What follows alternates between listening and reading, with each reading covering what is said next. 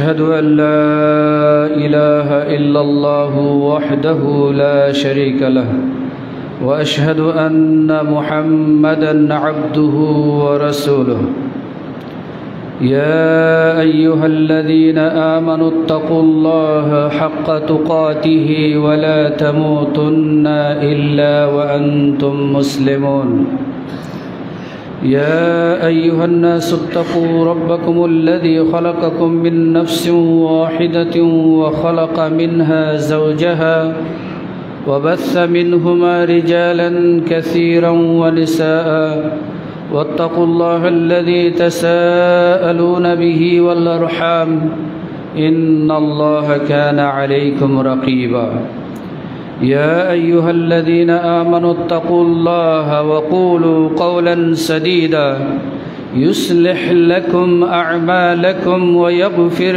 لكم ذنوبكم ومن يطع الله ورسوله فقد فاز فوزا عظيما أما بعد فإن خير الحديث كتاب الله وخير الهدى هدى محمد صلى الله عليه وسلم وشر الأمور محدثاتها وكل محدثة بدعة وكل بدعة ضلالة وكل ضلالة في النار أما بعد فقد قال الله تعالى في كلامه المجيد أعوذ بالله من الشيطان الرجيم أرأيت من اتخذ إلهه هواه أفأنت تكون عليه وكيلا وقال تعالى في موضع آخر وأما من خاف مقام ربه ونهى النفس عن الهوى فإن الجنة هي المأوى আজকের এই মসজিদে উপস্থিত মুসল্লিয়ান ইকরাম, যাবতীয় প্রশংসা আল্লাহ রাব্বুল আলামিনের জন্য, যার অশেষ মেহেরবানিতে আমরা আজকে নির্বিঘ্নে সকল প্রকার বালা মুসিবত উপেক্ষা করে নিরাপদে মসজিদে জুমার সালাত আদায় করার জন্য উপস্থিত হতে পেরেছি, তারই তরে বলি আলহামদুলিল্লাহ। কেননা এই মুহূর্তে পৃথিবীর বহু প্রান্তে বহু মুসলিম ঐকান্তিক ইচ্ছা থাকা সত্ত্বেও প্রাণপ্রিয় মসজিদে একত্রিত হয়ে জুমার সালাত আদায় করার মতো তৌফিক লাভ করতে পারছেন না। আল্লাহ রাব্বুল আলামিন আমাদেরকে সেই সমস্ত ঝঞ্ঝা থেকে মুক্ত রেখেছেন। মসজিদে পারস্পরিক ভ্রাতৃত্ব বজায় রাখার জন্য আল্লাহর সান্নিধ্য লাভের উদ্দেশ্যে জামাতে উপস্থিত হতে পেরেছি, এজন্য আবারও বলি আলহামদুলিল্লাহ। অতঃপর শান্তির ধারা বর্ষিত হোক মাজলুম, দিশাহারা, নির্যাতিত, নিপীড়িত, উপেক্ষিত মানুষের হেদায়েতের দিশারি নবী মুহাম্মদ সাল্লাল্লাহু আলাইহি ওয়াসাল্লামের উপর।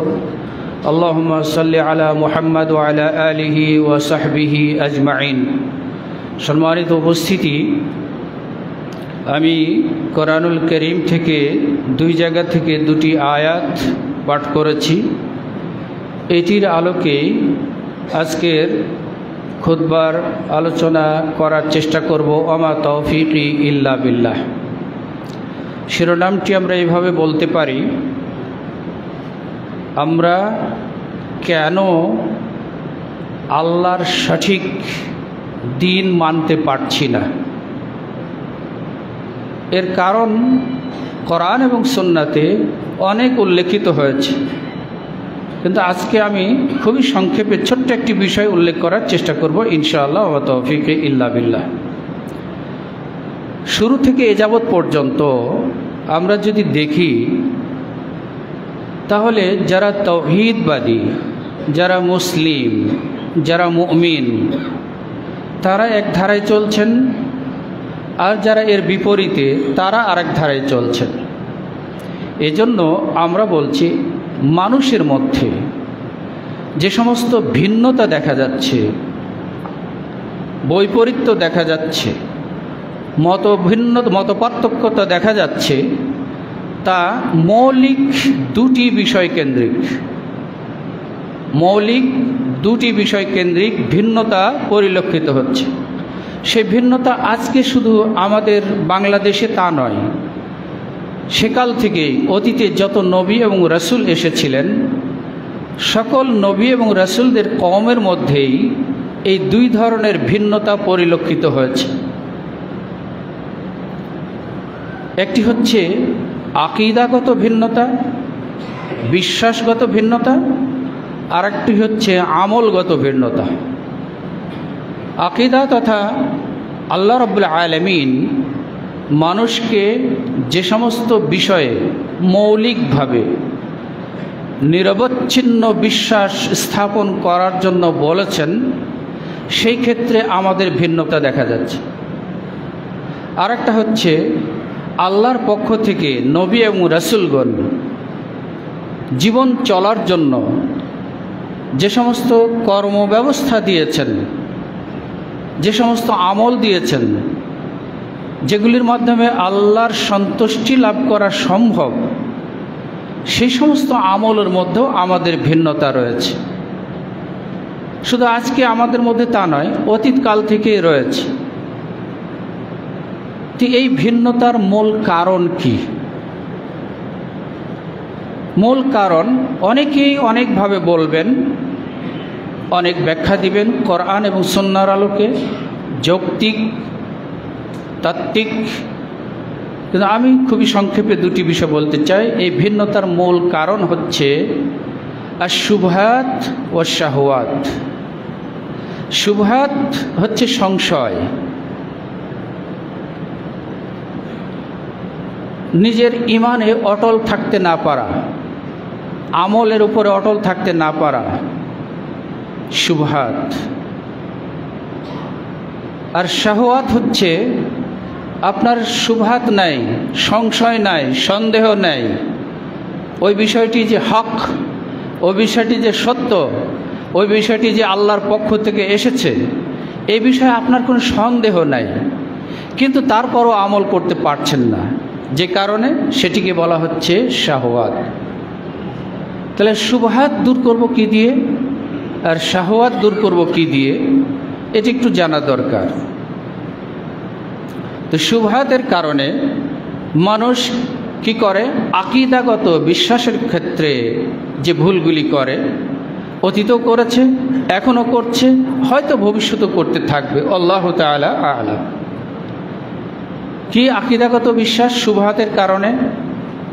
আমরা জানি যে আল্লাহ রাব্বুল আলামিন ওয়াহদাহু লা শারীকা লাহু। এই কথাটা শুধু কি আজকে বাংলাদেশের মানুষের জন্য? এই কথাটা কি শুধু উম্মতে মুহাম্মাদের জন্য? না, বরং যে কাল থেকে আল্লাহ রাব্বুল আলামিন পৃথিবীতে মানুষ দিয়েছেন, সেকাল থেকেই তাদেরকে এই বাক্যটা শিখিয়ে দিয়েছেন। ওয়ালাকাদ বাআসনা ফি কুল্লি উম্মাতিন রাসূলান আন ইবুদুল্লাহ ওয়াজতানিবুত তাগুত। এবং প্রত্যেক নবী রাসূলদের কাছেই যে আল্লাহ রাব্বুল আলামিন যে আহ্বানটি দিয়েছিলেন, তাদেরকে বলেছিলেন মা লাকুম মিন ইলাহিন গায়রুহু, আল্লাহ ছাড়া তোমাদের জন্য দ্বিতীয় কোনো ইলাহ নেই। এই কথাটা সকল নবী রাসূলদের উম্মতের জন্য আল্লাহর পক্ষ থেকে দেওয়া বাণী। তো আমরা সবাই এই কথাটি পড়ি, লা ইলাহা ইল্লাল্লাহ, মানে আল্লাহ ছাড়া কোনো মাবুদ নাই। এই কথাটা আমরা সহজভাবে বলি, কিন্তু আসলে আল্লাহ ছাড়া সত্য কোনো মাবুদ নাই। আল্লাহ ছাড়া মাবুদ আছে, আমরা দেখতে পাচ্ছি।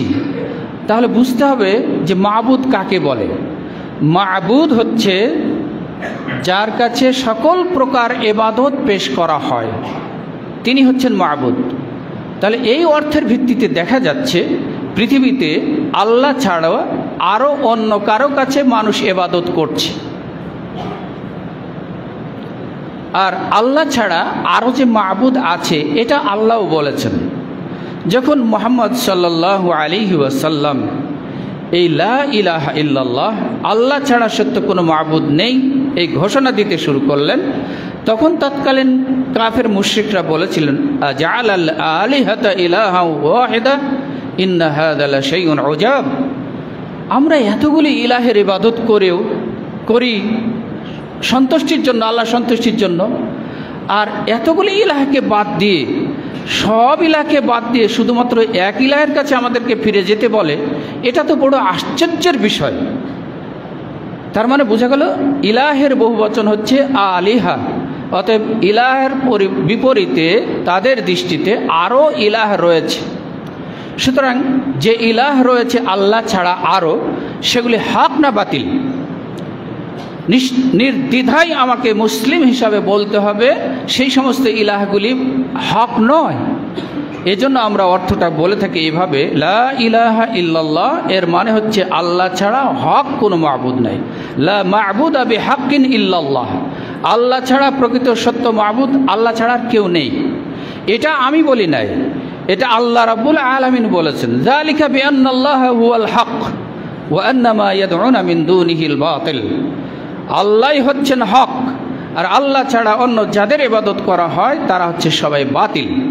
সুতরাং এই যে আকীদার ক্ষেত্রে, বিশ্বাসের ক্ষেত্রে প্রথমেই আমাদের ভুল এসে যাচ্ছে যে না, আল্লাহ ছাড়া আরও মাবুদ আছে। আমরা মুসলিমরা, বাংলাদেশের মুসলিমরা শুধু নয়, সারা পৃথিবীর মুসলিমরা সবাই কিন্তু বলি এক কথায় যে আল্লাহ ছাড়া মাবুদ নাই। কিন্তু আল্লাহ ছাড়া অনেক মাবুদের কাছে গিয়ে ইবাদত সংক্রান্ত অনেক কিছু পেশ করে থাকি। মুখে বলি না যে আল্লাহ ছাড়া মাবুদ আছে, কিন্তু বাস্তবে দেখায় যে আল্লাহ ছাড়া আর অনেক মাবুদ আছে। আর পার্শ্ববর্তী দেশের ভিন্ন ধর্মীরা তারা বলে ৩৩ কোটি দেবতা আছে, স্বীকার করে যে আমাদের অনেক মাবুদ আছে, কিন্তু মানে মাত্র কয়েকজন। 12 মাসে 13টা পূজা করে থাকে, মানে এই কয়েকজনকে তারা ইবাদত করে থাকে। আর আমরা বলি যে না, আল্লাহ ছাড়া একমাত্র আল্লাহ ছাড়া আর কোনো মাবুদ নাই, এটি প্রতিদিন 5 ওয়াক্ত স্বীকারোক্তি দিয়ে আসি। কিন্তু বাস্তবতায় দেখা যাচ্ছে যে আমরা এর বিপরীত করছি। তার মানে আমার ইমানে গণ্ডগোল রয়েছে, আমার ওই শুবহাত রয়েছে, আমার সন্দেহ রয়েছে যে আল্লাহ আসলে এক না অদ্বিতীয় নাকি। তো এই কারণে ভিন্নতাটা চলে আসছে। তো আজকে সেকালের কথা বাদ দিলাম, আমরা আজকে মুসলিম হিসাবে যদি দেখি, তাহলে আমরাও কি ওই শুবহাতের মধ্যে আছি? আমরাও কি ওই সন্দেহের মধ্যে আছি, সংশয়ের মধ্যে আছি যে আল্লাহ এক না একাধিক, মাবুদ একজন নাকি একাধিক মাবুদ? কোনো মুসলিম বলবেন না ঈমান থাকা পর্যন্ত যে না, আল্লাহ একাধিক বা মাবুদ একাধিক, এই কথা বলবেন না। কিন্তু বাস্তবতায় দেখা যাচ্ছে যে আমরা একাধিক মাবুদের কাছে যাই। যেমন আমরা তৃতীয় আরেকটা মাবুদ হিসাবে গ্রহণ করে থাকি, সেটি পরে বলি।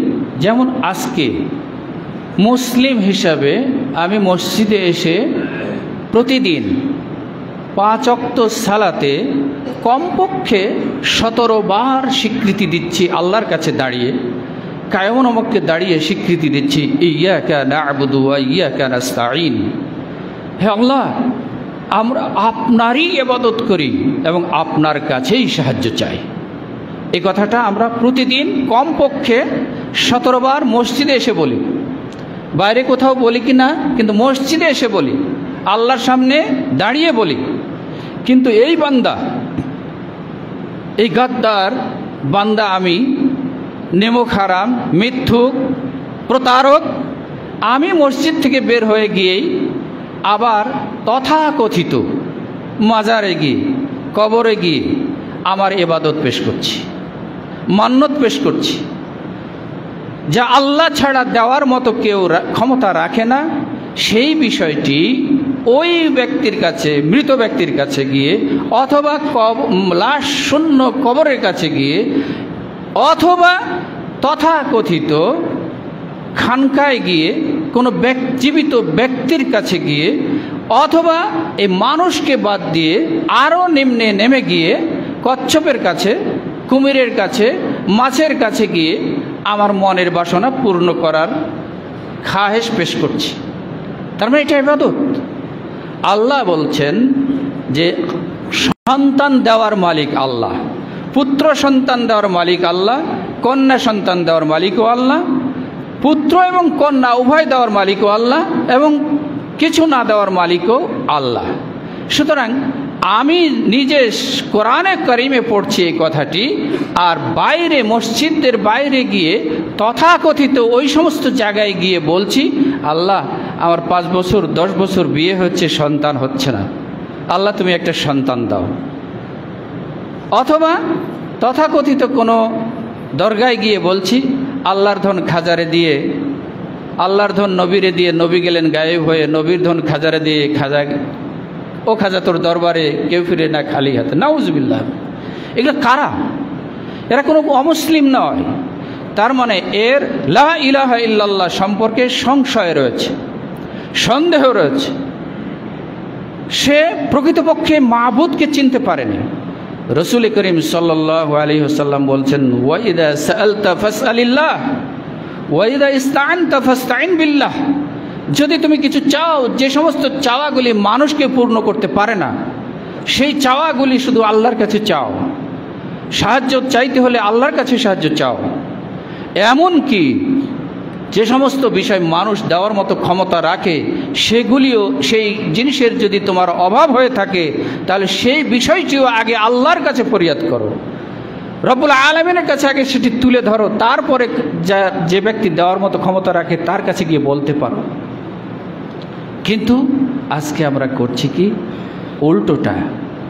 দুঃখের বিষয় হলো সত্য যে আমরা প্রতি বছর হজে যাই, বছরে 2-1 বার উমরায় যাই, গিয়ে আমরা সেখানে তাওহীদের স্বীকৃতি দিই, লা ইলাহা ইল্লাল্লাহু ওয়াহদাহু লা শারীকা লাহু লাহুল মুলকু ওয়া লাহুল হামদু ওয়া হুয়া আলা কুল্লি শাইইন কাদির। আরাফার দিনে 9 জিলহজ মক্কার অতি নিকটে আরাফার মরু প্রান্তে, ধুধর মরু, বৃক্ষহীন ছায়াহীন এই নীরব, এই কঠিন প্রান্তে দাঁড়িয়ে দাঁড়িয়ে আমরা এককভাবে আল্লাহর কাছে এই দোয়াটি বেশি বেশি পড়তে থাকি। সেই আকাশ বাতাস মুখরিত হয় যে আল্লাহ ছাড়া কোনো মাবুদ নাই, তার কোনো শরিক নাই, তার কোনো অংশীদার নাই। আরও তালবিয়ার সময় বলি, লব্বাইক আল্লাহুম্মা লব্বাইক লব্বাইক লা শারীকা লাকা লব্বাইক ইন্নাল হামদা ওয়ান নি'মাতা লাকা ওয়াল মুলক লা শারীকা লাক। হে আল্লাহ, আমি আপনার কাছে উপস্থিত, আমি আপনার কাছে উপস্থিত, আপনার কোনো শরিক নাই, আপনার কোনো অংশীদার নাই, সমস্ত বাদশাহী, সমস্ত ক্ষমতা আপনার, সমস্ত নিয়ামত, সমস্ত অনুগ্রহ আপনারই, অতএব আপনার কোনো শরিক নাই। এই কথাটা আমরা হজে গিয়ে, ওমরায় গিয়ে জোরে জোরে বলে আসি, কাবা ঘরের পাশে গিয়ে দোয়া পড়ে আসি লব্বাইক বলে, আল্লাহকে একক মাবুদ বলে স্বীকার করে আসি। কিন্তু দুঃখের বিষয় হলেও সত্য, ঢাকা শাহজালাল এয়ারপোর্টে নেমেই আগে আমরা দৌড়ে যাই কোথায় মাজার আছে, কোথায় খানকা আছে, কোথায় দরগা আছে, সেখানে গিয়ে সেই প্রচলিত রেওয়াজ অনুযায়ী তাদের পায়ে সিজদা করে থাকি। তাহলে বোঝা যাচ্ছে আমি যে লা ইলাহা ইল্লাল্লাহ বলে আসলাম, লাব্বাইক বলে আসলাম, এই লাব্বাইক বলাটা আমার হয় শুবহাত রয়েছে, আর না হয় আমি এটাকে অস্বীকার করেছি। তাহলে এই শুবহাত এর কারণেই মানুষ, সংশয়ের কারণে মানুষ এই কাজ করে। তাহলে এখন কি করতে হবে? শুবহাত দূর করতে হবে ইলম দিয়ে, যথাযথ ইলম দিয়ে। আল্লাহ রাব্বুল আলামিন বলেন, ফা'লাম আন্নাহু লা ইলাহা ইল্লাল্লাহ ওয়াস্তাগফির লিযামবিক। তুমি আগে জানো, তুমি আগে বুঝো, তুমি আগে চেনো যে তোমার মাবুদ একমাত্র আল্লাহ, এরপরে তুমি তোমার গুনাহের জন্য ক্ষমা প্রার্থনা করো। সুতরাং জানতে হবে আগে, তারপরে মানতে হবে। জানা যদি সঠিক হয় তাহলে মানা সঠিক হবে, জানা যদি বিভ্রান্তিকর হয় তাহলে মানাটাও বিভ্রান্তিকর হবে। তাহলে আজকে যারা আমরা মসজিদে এসে ইয়াকা না'বুদু ওয়া ইয়াকা নাস্তাঈন বলছি, আবার খানকা দরগা মাজারে গিয়ে মস্তক অবনত করছি, তাদের কাছে গিয়ে সাহায্য চাইছি, তার মানে হতে পারে আমি এলেম সঠিকভাবে পাই নাই। সঠিক এলেম পেলে কখনোই তার কাছে যেতে পারত না। আবু বকর, ওমর, ওসমান রাদিয়াল্লাহু তাআলা আনহুম, বেলাল রাদিয়াল্লাহু তাআলা আনহু, তারা আগে ওই পথে ছিলেন, ওই মতে ছিলেন, ওই আদর্শে ছিলেন। কিন্তু যেই দিন লা ইলাহা ইল্লাল্লাহ, আল্লাহ ছাড়া সত্য কোনো মাবুদ নেই, এই কথাটির অর্থ, তাৎপর্য, গুরুত্ব অনুধাবন করলেন, সেই দিন থেকে জীবনের মোড় সাথে সাথে পরিবর্তন হতে শুরু করল। তো আজকে আমি জন্ম থেকে পড়ছি, মসজিদে পড়ছি, মাদ্রাসায় পড়ছি, পরিবারে পড়ছি, কিন্তু তারপরও আমার মোড় পরিবর্তন হচ্ছে না। তার মানে আমি হয় শুবহাতের মধ্যে রয়েছি, না হয় শাহওয়াতের মধ্যে রয়েছি, হয় আমি সংশয়ের মধ্যে রয়েছি, না হয় আমি প্রবৃত্তির অনুসরণের মধ্যে রয়েছি। এই দুটি কারণ ছাড়া আর তৃতীয় কারণ নয় এখন এই মুহূর্তে। আরও অনেক কারণ আছে, কিন্তু মৌলিক এই দুটি কারণে আমরা সঠিকভাবে আল্লাহকে মানতে পারছি না। তাহলে শুবহাত তথা সংশয়, সংশয়ের ক্ষেত্রে সেটি আকীদাগত হোক, বিশ্বাসগত হোক, ঈমানগত হোক, অথবা আমলগত হোক, সঠিক ইলম দিয়ে আমাদেরকে সেই সংশয় দূর করতে হবে। আল্লাহর ফজল করমে আলহামদুলিল্লাহ আপনারা সবাই এ বিষয়ে সজাগ বলে আমি মনে করি। তাছাড়া আপনাদের পাশেই বিশাল বড় বড় মারকাজ আছে, মাদ্রাসা আছে, শিক্ষা প্রতিষ্ঠান আছে, বিভিন্ন ওয়াজ মাহফিল হয়ে থাকে, সেখানে আপনারা গিয়ে যথাযথ সঠিক ইলম পাচ্ছেন বলে আমি মনে করে থাকি, এবং সেখানে যাবেন বলে আমি আশা করি আপনাদের কাছে। যাই হোক, শুবহাত দূর করতে হবে ইলম দিয়ে, সঠিক ইলম দিয়ে। আর সংশয়, শুবহাত তথা সংশয় মানুষের মনে সবসময় আসতেই থাকবে, শয়তান এই কাজটি করবে। সুতরাং সঠিক ইলম যদি আমার থাকে, তাহলে শয়তানকে দূর করার পথও আমি জানতে পারব। দ্বিতীয় যে কারণে আমরা ঈমানও সঠিক করতে পারছি না, আমলও সঠিক করতে পারছি না, সেটি হচ্ছে প্রবৃত্তির অনুসরণ, শাহওয়াত। আল্লাহ রাব্বুল আলামিন নবী মুহাম্মদ সাল্লাল্লাহু আলাইহি ওয়াসাল্লামকে লক্ষ্য করে বলছেন, আরাইতা মান ইত্তাখাযা ইলাহাহু হাওয়াহু আফাআনতা তাকুনু আলাইহি ওয়াকিলা।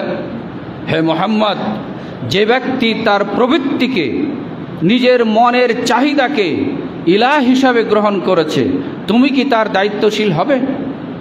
অর্থাৎ কখনোই নয়।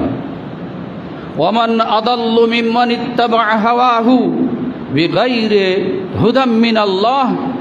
আল্লাহর হেদায়েত ছাড়া নিজের প্রবৃত্তিকে যারা, যে গোষ্ঠী, যে জাতি, যে ব্যক্তি নিজের প্রবৃত্তিকে মাবুদ হিসাবে গ্রহণ করে নিয়েছে, তার চাইতে পথভ্রষ্ট আর কেউ হতে পারে না।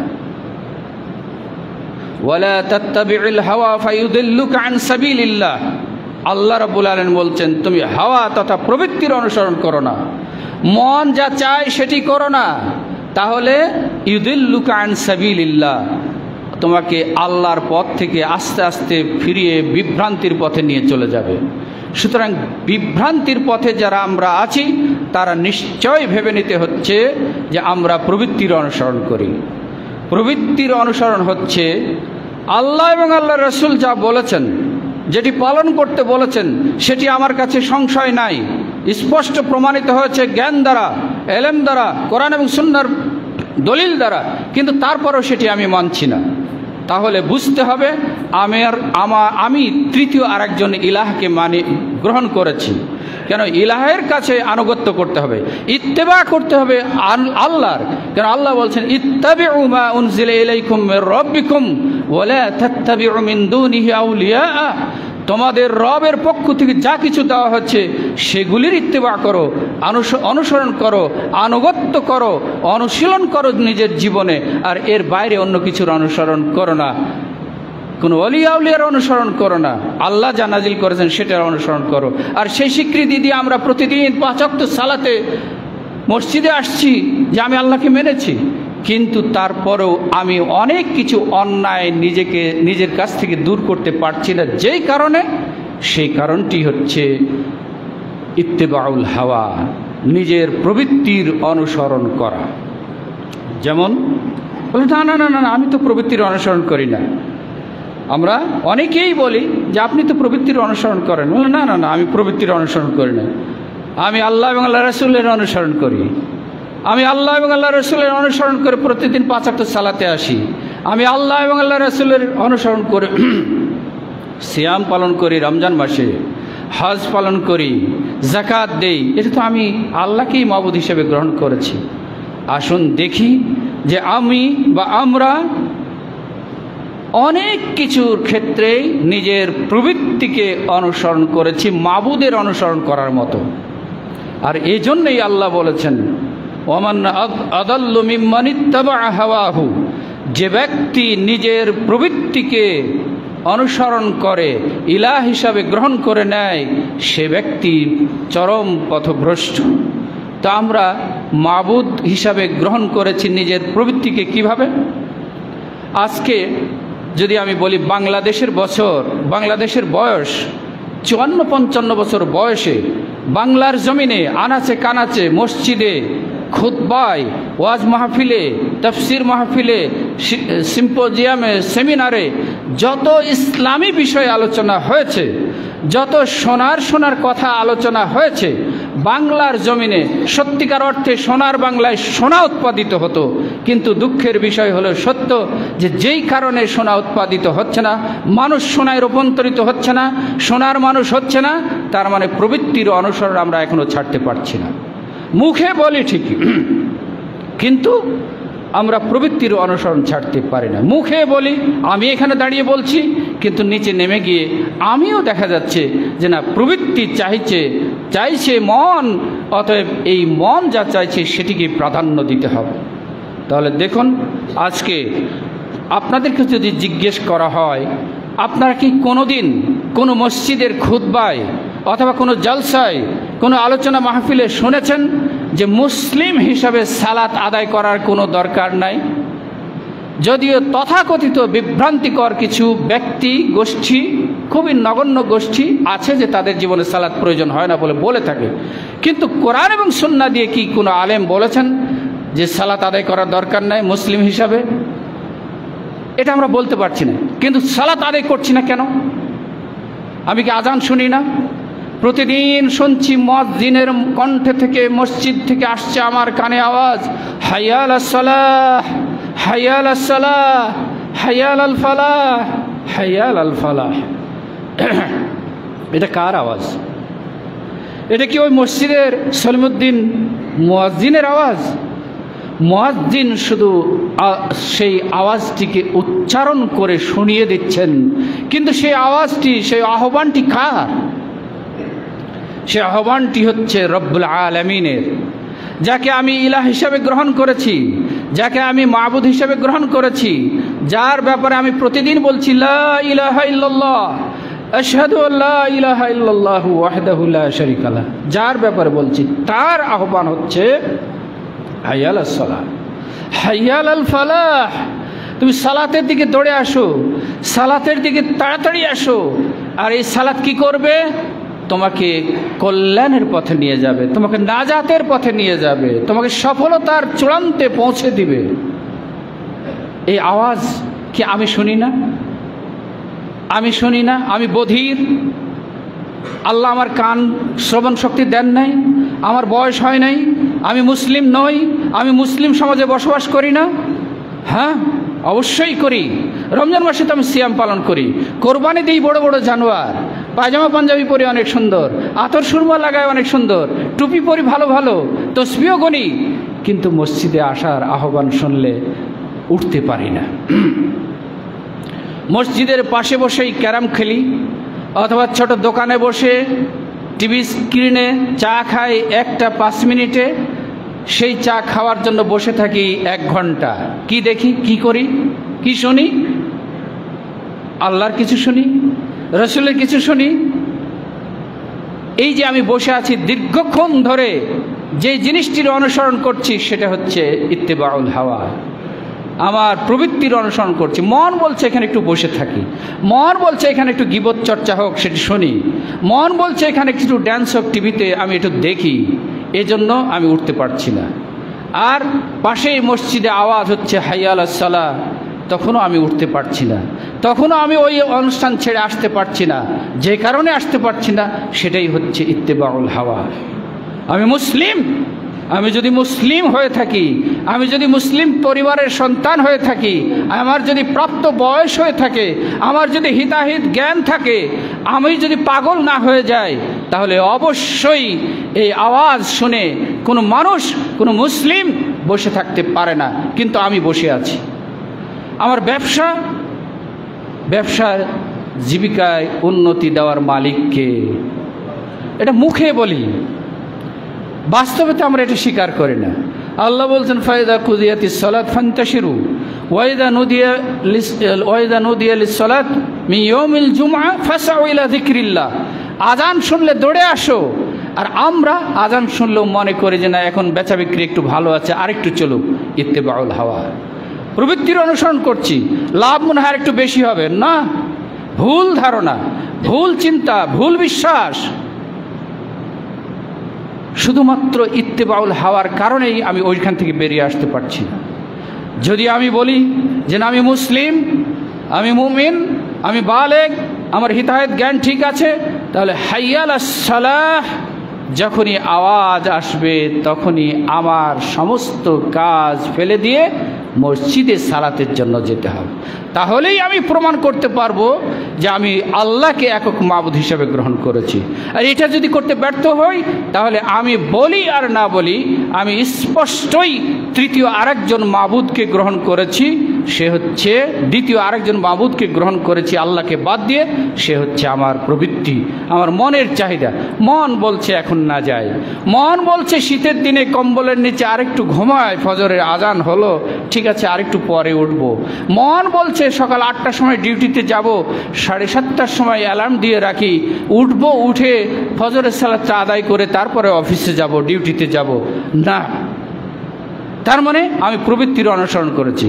আল্লাহ বলছেন ফজরে আজান হলে আস-সালাতু খায়রুম মিনান নাওমের ধ্বনি পেলে তুমি ছুটে আসবা, আর আমি আমার প্রবৃত্তি বলছে না, ঘুম একটু কম হবে যদি ফজরে উঠি, তাহলে একটু ডিলে করে উঠি, আমার ডিউটিও হবে, সালাতও হবে।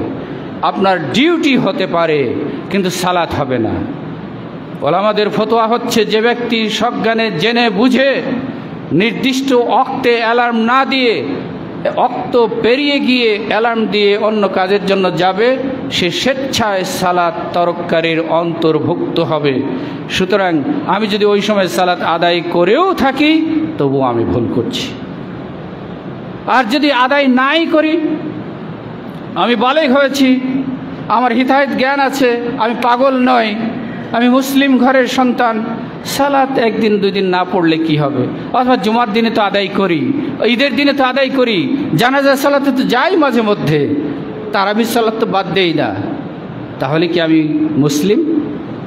রাসূল করিম সাল্লাল্লাহু আলাইহি ওয়াসাল্লাম বলছেন, আল আহদুল্লাযী বাইনানা ওয়া বাইনাল কুফরি ওয়াশ শিরকি আস-সালাত ফামান তারাকাহা ফাকাদ কাফারা। মদ পানের কারণে কাফের বলেন নাই, জেনা করার কারণে কাফের বলেন নাই, কুফরি করা বলেন নাই। অপরাধ এটা ঠিক, কিন্তু কাফের বা কুফরি এটা বলেন নাই। কিন্তু একটি এবাদত, এই সালাত নামক এবাদতটি, সেই এবাদত যদি কেউ তরক করেন স্বেচ্ছায়, তাহলে তাকে মুসলিম বলা হয় নাই।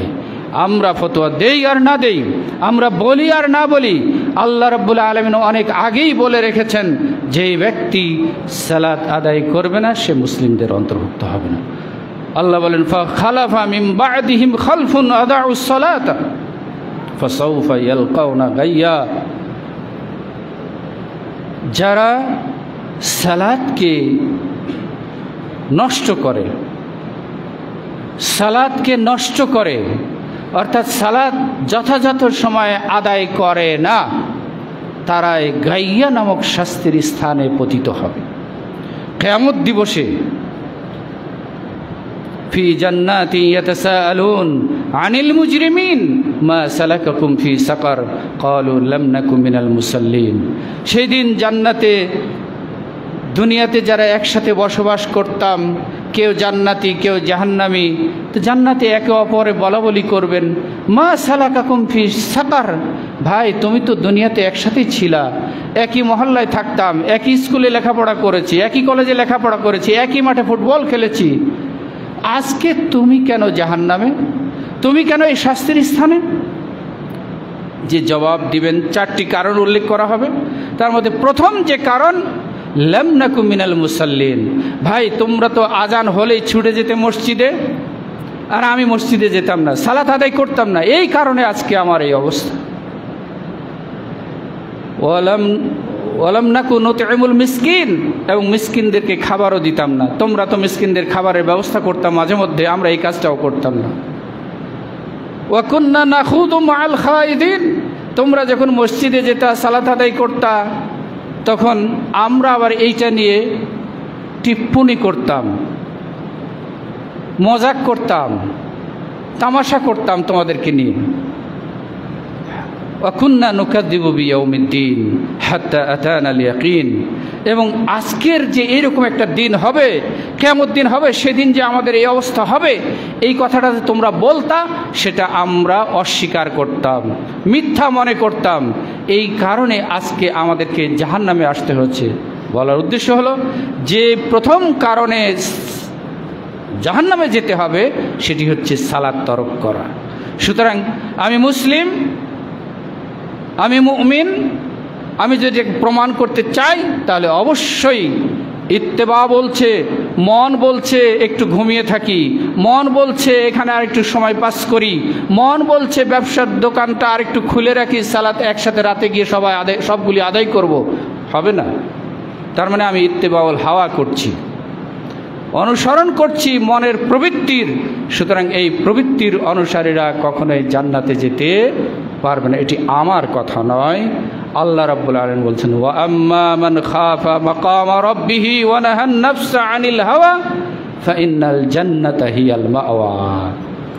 যেই ব্যক্তি নিজের আল্লাহর যথাযথ মর্যাদা দিয়ে নিজেকে প্রবৃত্তি থেকে ফিরিয়ে নিয়ে আসে, সেই ব্যক্তির ঠিকানা হচ্ছে জান্নাত। সুতরাং আজকে যদি আমরা জান্নাতে যাওয়ার আশা করি, তাহলে প্রবৃত্তির অনুসরণ থেকে নিজেকে ফিরিয়ে নিয়ে আসতে হবে। প্রবৃত্তির অনুসরণ কিভাবে করছি, এইভাবে আমরা যদি খেয়াল করে দেখি, তাহলে আমি সাক্ষ্য দিচ্ছি আল্লাহ ছাড়া কোনো মাবুদ নাই, কিন্তু গায়রুল্লাহর ইবাদত করছি। আমি সাক্ষ্য দিচ্ছি মসজিদে আজান শুনছি, কিন্তু আমি সালাতে আসছি না, তার মানে আমি প্রবৃত্তির অনুসরণ করছি। কেউ যদি বলেন যে রাসূল সাল্লাল্লাহু আলাইহি ওয়াসাল্লামের কথা মানতে হবে না, তাহলে তিনি মুমিন থাকতে পারবেন না, তিনি মুসলিম থাকতে পারবেন না। রাসূল সাল্লাল্লাহু আলাইহি ওয়াসাল্লাম বলেছেন, যে ব্যক্তির পায়ের টাকনুর নিচে কাপড় ঝুলে থাকবে সে জাহান্নামে পড়বে। এটা আমার কথা নয়, রাসূল সাল্লাল্লাহু আলাইহি ওয়াসাল্লামের কথা। এই কথাটা আমরা শোনার পরেও ছাড়তে পারছি না। এটুকু আনস্মার্ট মনে হয়। যদি টাকনুর উপরে প্যান্টটা পরি তাহলে একদম গেঁয়ো গেঁয়ো মনে হয়, আনস্মার্ট মনে হয়। অতএব একটু ঝুলিয়ে যদি পরি তাহলে স্মার্ট মনে হবে। সুতরাং প্যান্টটা একটু লম্বা করেই পরি, লুঙ্গিটা একটু ঝুলিয়ে পরি, পায়জামাটা একটু ঝুলিয়েই পরি। আপনি এটা জানেন যে রাসূল সাল্লাল্লাহু আলাইহি ওয়াসাল্লাম বলেছেন, মা আসফালা মিনাল কা'বাইনি ফাফিন্নার, যা টাকনুর নিচে ঝুলে থাকবে, যে অংশটুকু কাপড় দিয়ে ঢাকা থাকবে, সেই অংশটুকু জাহান্নামে পড়বে। এটা আপনি জানেন, জানার পরেও মনে বলছে যে না একটু সৌন্দর্য লাগবে টাকনুর নিচে যদি কাপড়টা পরি, তাহলে আপনি ইত্তেবা করলেন নিজের প্রবৃত্তির। সুতরাং এই প্রবৃত্তির অনুসরণ করে আমরা মুসলিম থাকতে পারবো না, আল্লাহর সান্নিধ্য লাভ করতে পারবো না। অতএব ফিরে আসি, আমরা এলেম অর্জন করি, সংশয় দূর করি এলেম দিয়ে, আর ইত্তেবা হাওয়াকে দূর করি, আল্লাহর ভয় নিজের অন্তরে রেখে রাসূল সাল্লাল্লাহু আলাইহি সাল্লামের আনুগত্য করি, তাহলে আমি নিজেকে জাহান্নাম থেকে বাঁচাতে পারবো। আল্লাহ রাব্বুল আলামিন আমাদের সকলকে সকল প্রকার প্রবৃত্তির অনুসরণ থেকে ফিরে আসার তৌফিক এনায়েত করুন। আকুলু কওলি হাদা ওয়া আস্তাগফিরুল্লাহ লি ওয়া লাকুম ওয়া লিসাইরিল মুসলিমিন ইন্নাহু হুয়াল গফুরুর রহিম।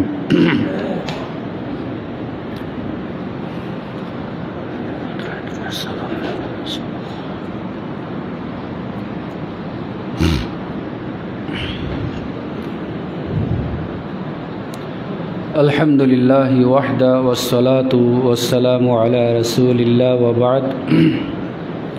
ইবাদাল্লাহ রাহিমাকুমুল্লাহ, সাল্লু ওয়া সাল্লিমু আলা নবিয়িকুম মুহাম্মদ ইবনে আবদুল্লাহ কামা আমারাকুম রাব্বুকুম ফি কিতাবিহিল হাকীম। আউযু বিল্লাহি মিনাশ শাইতানির রাজীম। ইন্নাল্লাহা ওয়া মালাইকাতাহু ইউসাল্লুনা আলান নবী ইয়া আইয়ুহাল্লাযীনা আমানু সাল্লু আলাইহি ওয়া সাল্লিমু তাসলিমা।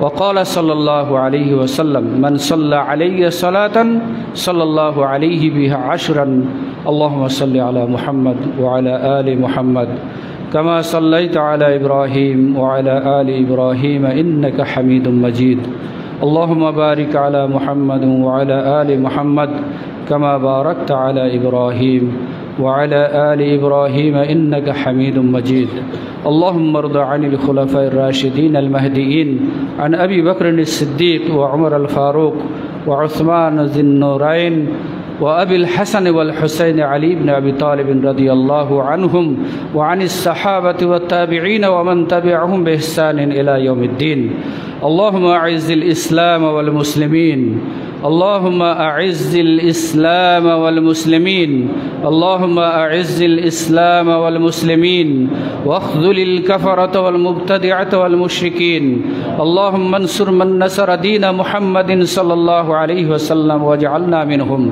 اللهم اخذل من خذل دين محمد صلى الله عليه وسلم ولا تجعلنا منهم اللهم انصر الإسلام والمسلمين اللهم انصر المسلمين المستضعفين في كل مكان يا ذا الجلال والإكرام اللهم إنا نسألك بأنك أنت الله لا إله إلا الله الأحد الصمد الذي لم يلد ولم يولد ولم يكن له كفوا أحد أن تغفر لنا ذنوبنا وكفر عنا سيئاتنا وتوفنا مع الأبرار اللهم ارحمنا فإنك أنت أرحم الراحمين اللهم ارزقنا فإنك أنت الرزاق ذو القوة المتين اللهم اشفنا واشف مرضانا ومرضى المسلمين اللهم اشفنا واشف مرضانا ومرضى المسلمين أقم الصلاة إن الصلاة تنهى عن الفحشاء والمنكر ولذكر الله أكبر والله يعلم ما تصنعون